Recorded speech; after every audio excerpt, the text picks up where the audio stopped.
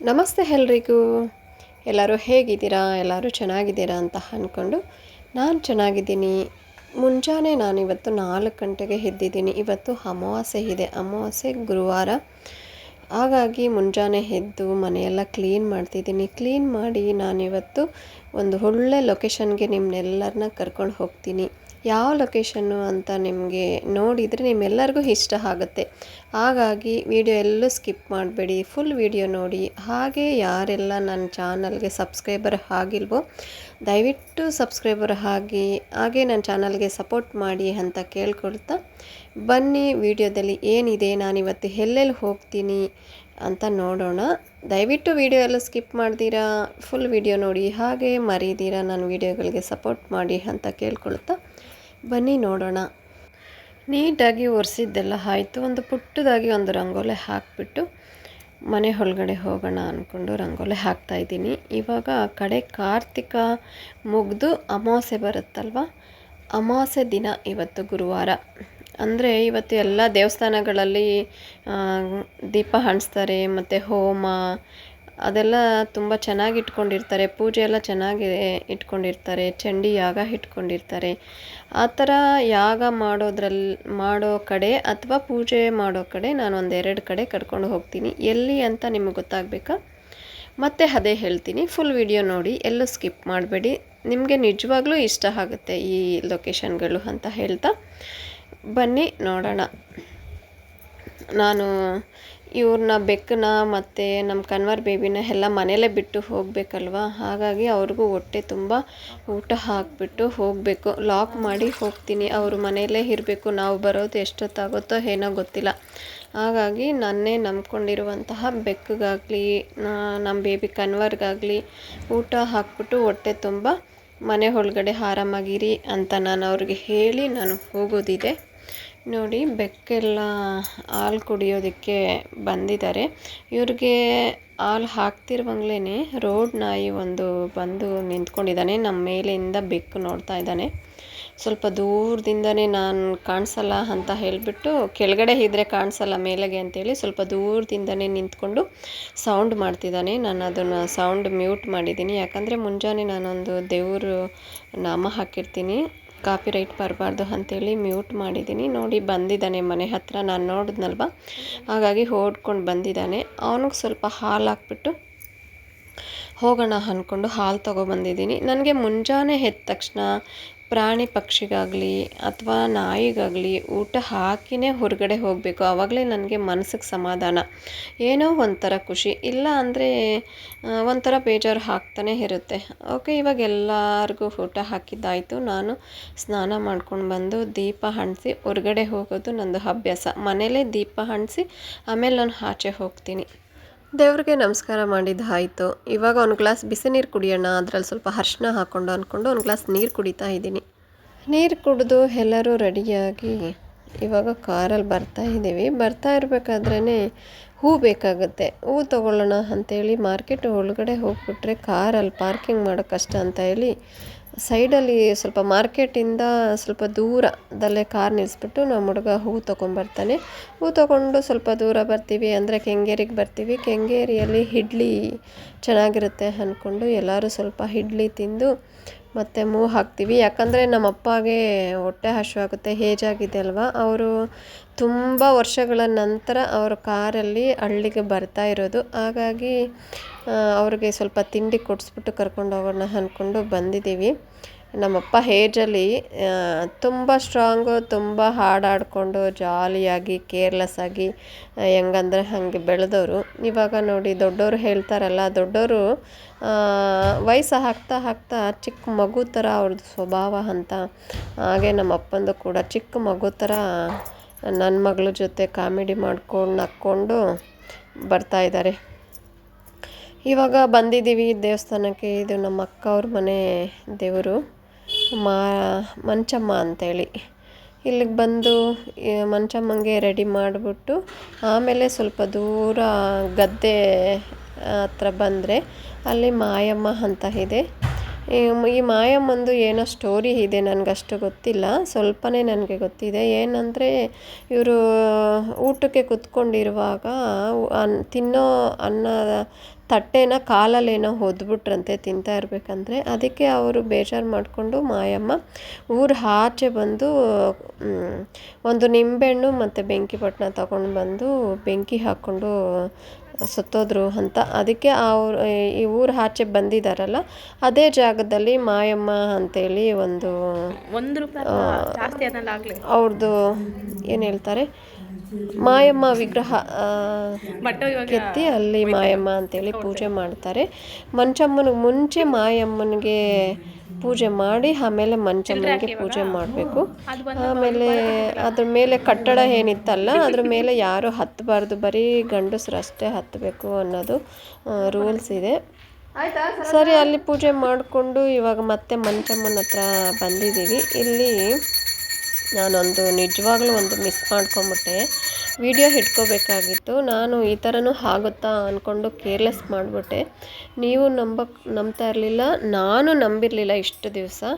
ಆದರೆ ನಮ್ಮ ಅಕ್ಕ ಅಲ್ಲಿ ಏನೋ ಹೂ ಕೇಳಬೇಕು ಅಂತ ಹೇಳಿ ಕೇಳ್ತಾರೆ. ಹಳ್ಳಿ ಕಡೆ ಒಂದು ಸಂಪ್ರದಾಯ, ದೇವ್ರ ಮೇಲೆ ಹೂವು ಇಟ್ಬಿಟ್ಟು ನನಗೆ ಈ ಕೆಲಸ ಆಗುತ್ತಾ ಇಲ್ವಾ ನೀನು ಹೂ ಕೊಡು ಅಂತ ಕೇಳಿದ್ರೆ ಹೂ ಕೊಟ್ಟರೆ ಆಗುತ್ತೆ, ಇಲ್ಲ ಅಂದರೆ ಇಲ್ಲ ಅನ್ನೋ ಥರ ಅವ್ರು ಕೇಳ್ಕೊಳ್ತಾರೆ. ನಮ್ಮ ಅಕ್ಕನೂ ಅಷ್ಟೇ ಹೂ ಕೊಡು ಅಂಥೇಳಿ ಕೂತ್ಕೊಂಡ್ರು. ಅವ್ರ ತಲೆ ಮೇಲೆ ಒಂದು ತವರೆ ಹೂ ಇಟ್ಟಿರ್ತಾರೆ, ಸುತ್ತ ಹೂವು ಇಟ್ಟಿರ್ತಾರೆ.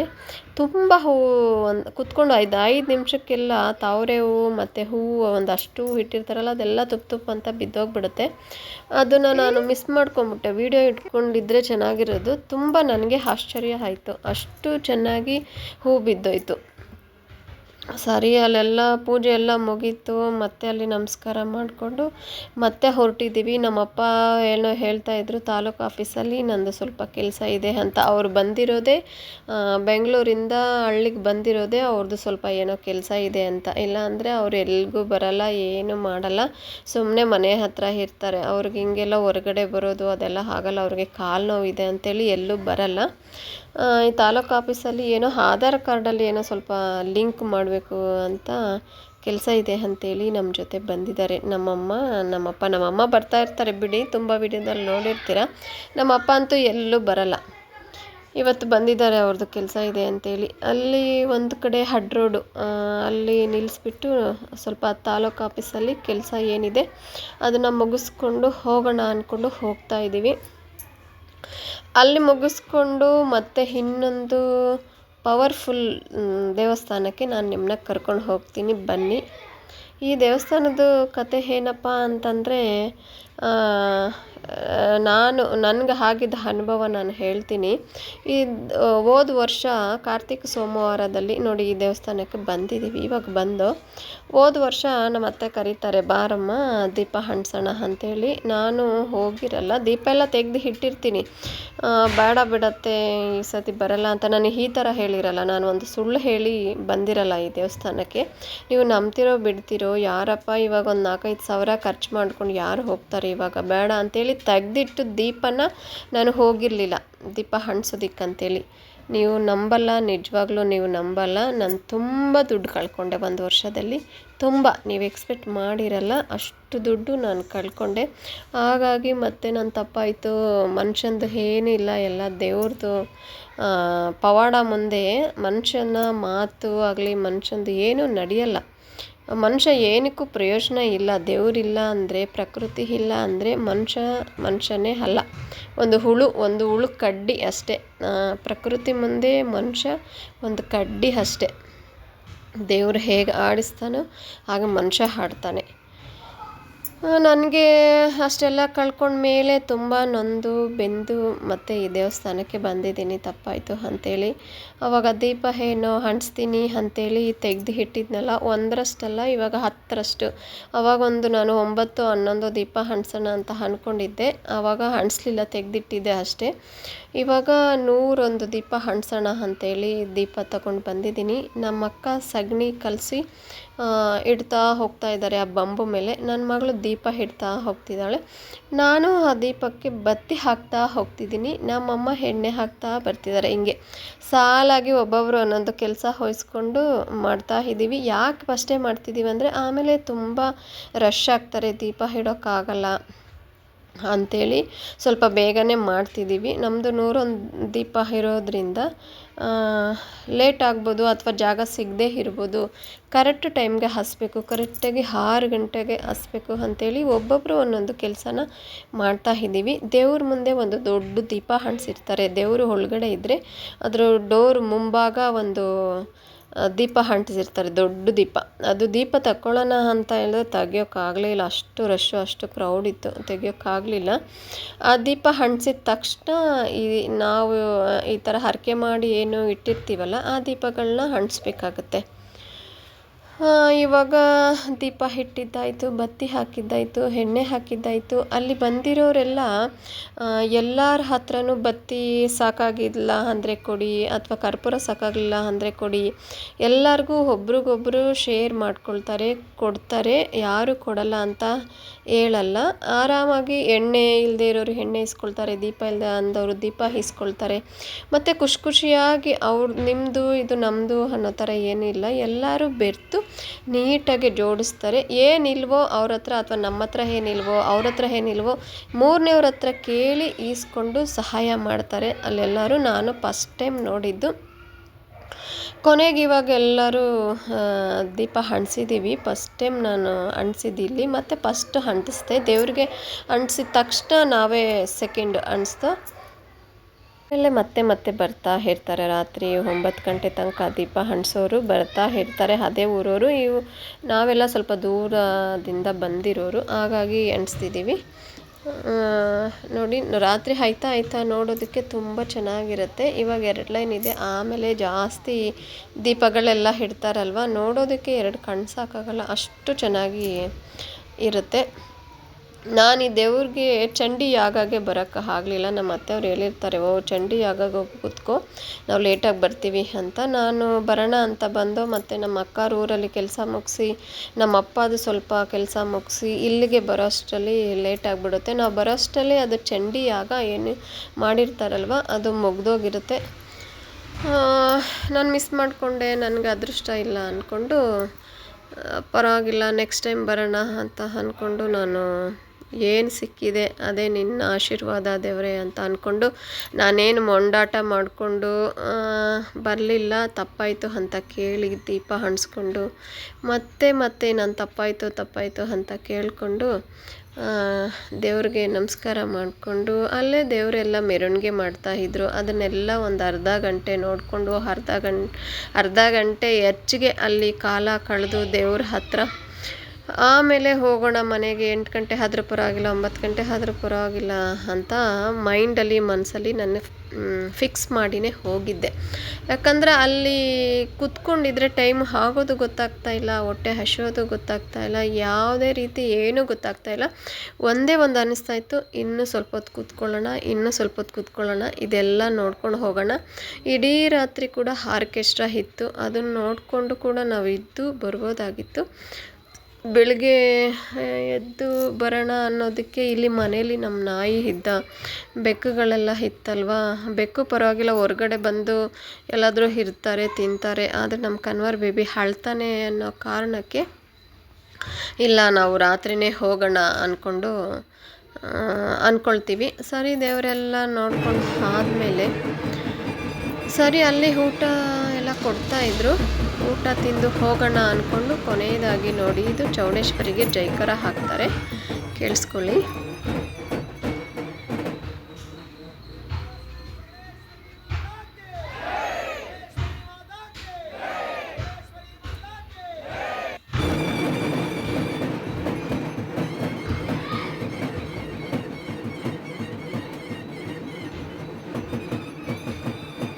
ನನಗೆ ಒಂದು ಅಹಂಕಾರ ಇತ್ತು, ನಿಜ ಹೇಳಬೇಕಂದ್ರೆ.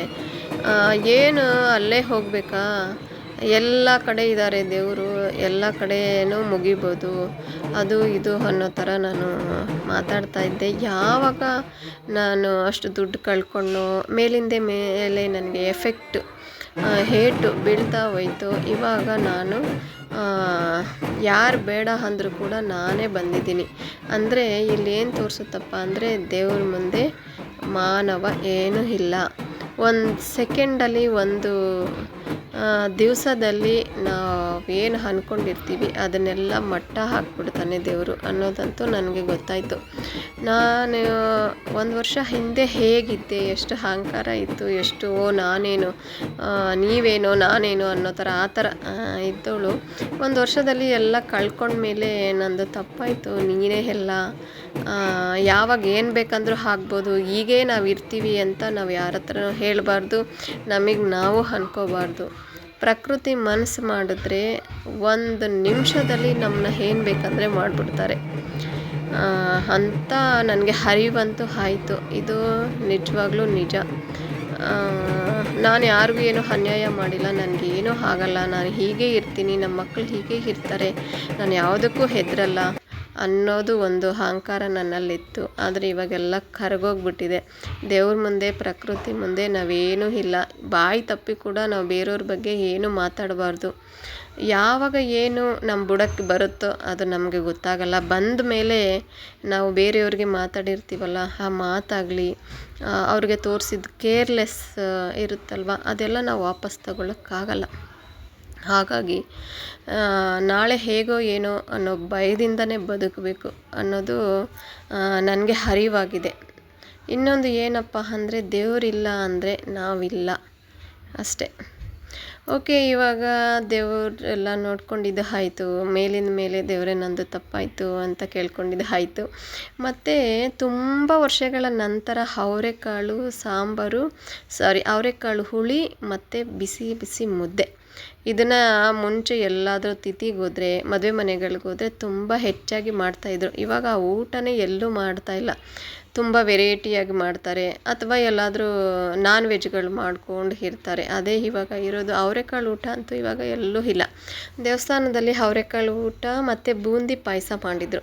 ಇದು ಹಳೆಯ ಅಡುಗೆ, ತುಂಬ ಚೆನ್ನಾಗಿತ್ತು, ಟೇಸ್ಟಿಯಾಗಿತ್ತು. ಮತ್ತು ನನ್ನ ಫೇವರೆಟ್ ಫುಡ್ಡು ಅವರೆಕಾಳು ಹುಳಿ, ಬಿಸಿ ಮುದ್ದೆ ಮತ್ತು ಬೂಂದಿ ಪಾಯಸ ತುಂಬ ಟೇಸ್ಟಿಯಾಗಿತ್ತು. ತಿಂದು ಮನೆಗೆ ಹೊರಡೋಣ ಅಂಥೇಳಿ 8 ಗಂಟೆ ಆಯಿತು. ತಿಂದು ಮನೆಗೆ ಹೊರಡ್ತಾ ಇದ್ದೀವಿ. ನೋಡಿ, ದಾರಿಯಲ್ಲಿ ಬರ್ತಾಯಿದ್ದೀವಿ, ಲೈಟೇ ಇಲ್ಲ. ಹಳ್ಳಿಗಳ ಕಡೆ ಇನ್ನೂ ಕೂಡ ಕೆಲವು ಕಡೆ ದಾರಿಯಲ್ಲಿ ಲೈಟೇ ಹಾನಿರಲ್ಲ, ಮತ್ತು ದಾರಿ ಕೂಡ ಅಷ್ಟು ಚೆನ್ನಾಗಿಲ್ಲ. ಬರ್ತಾ ಇದ್ದೀವಿ. ಇವಾಗ ಬೇಗ ಒಂದು 10:30 11 ಗಂಟೆ ಅಷ್ಟರಲ್ಲಿ ರೀಚ್ ಆಗ್ಬೋದು ಅನ್ನೋ ಮೈಂಡಿಂದ ನಾವು ಬರ್ತಾಯಿದ್ದೀವಿ.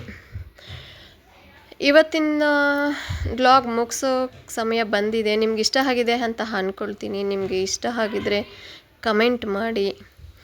ಏನಾದರೂ ನಿಮಗೆ ಬೇಕಿದ್ದರೆ ಈ ಥರ ಮಾಡಿ, ಏನಾದರೂ ಹೇಳೋ ಥರ ಇದ್ದರೆ ನನಗೆ ಕಮೆಂಟ್ ಮಾಡಿ ಅಂತ ಕೇಳ್ಕೊಳ್ತಾ ಮತ್ತೆ ಹೊಸ ವಿಡಿಯೋ ಜೊತೆ ಬರ್ತೀನಿ.